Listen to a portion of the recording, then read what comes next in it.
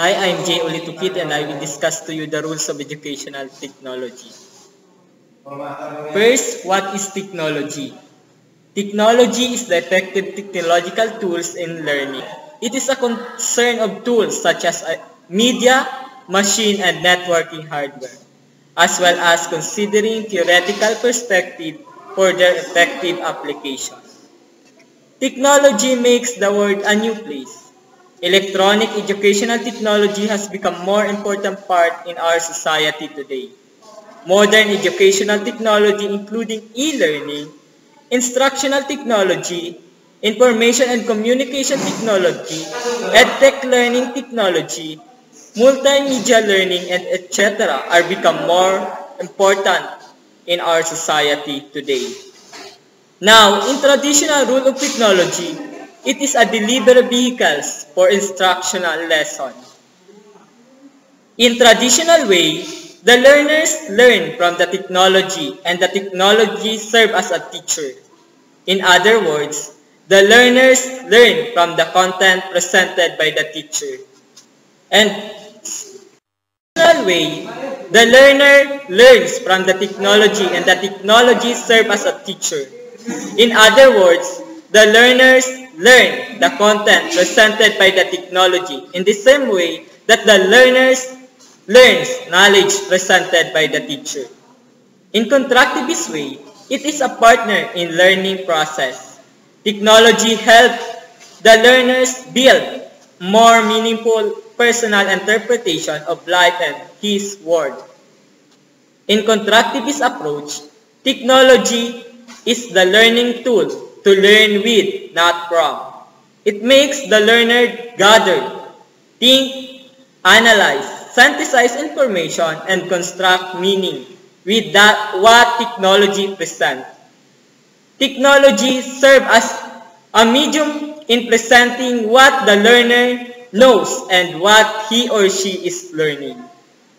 From the traditional point of view, technology serves as a source in presenter of knowledge. Technology, like computers, is seen as productivity tool. From the constructivist point of view, educational technology serves as learning tool in learner learns. It engages the learner in active, constructive, intentional, authentic, and cooperative learning. It provides opportunity for technology and learner interaction for meaningful constructivist perspective. Following are the rules of technology and learning. Technology as a tools to support knowledge construction. For representing from the constructivist perspective, the following are the rules of technology and learning. Technology as a tools to support knowledge construction. For representing learners' ideas, understanding, and belief. For producing organized, multimedia, knowledge bases by learner. Technology as information vehicles for exploring knowledge to support learner by constructing. For accessing needed information, for comparing perspective, belief, and world of views. Technology as a content to support learning by doing.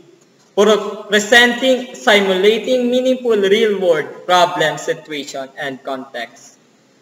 For representing belief, perspective, arguments, problems, and stories of others. For defining a safe, controllable problem, space. For defining safe, controllable problems, space for student thinking. Technology as social medium to support learning by conversing. For collaborating with others. For discussing, arguing, and building consensus among members of a community. For supporting discourse among knowledge-building communities. Technology as intellectual partner to support learning by reflecting. For helping learners to articulate and represent what they know. For reflecting on what they have learned and how they came to know it.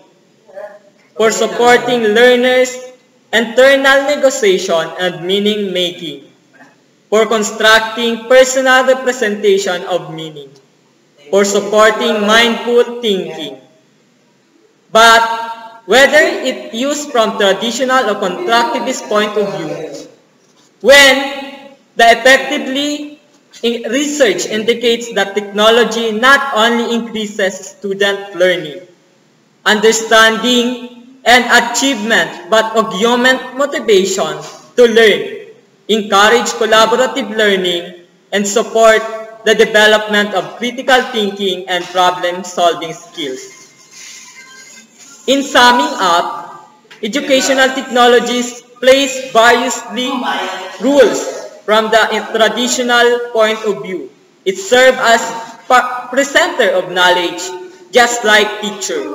It also serves as a productivity tool. With internet, technology has facilitated communication among people. From constructivist point of view, educational technology is a meaningful learning tool by serving as learning partner. Thank you for watching.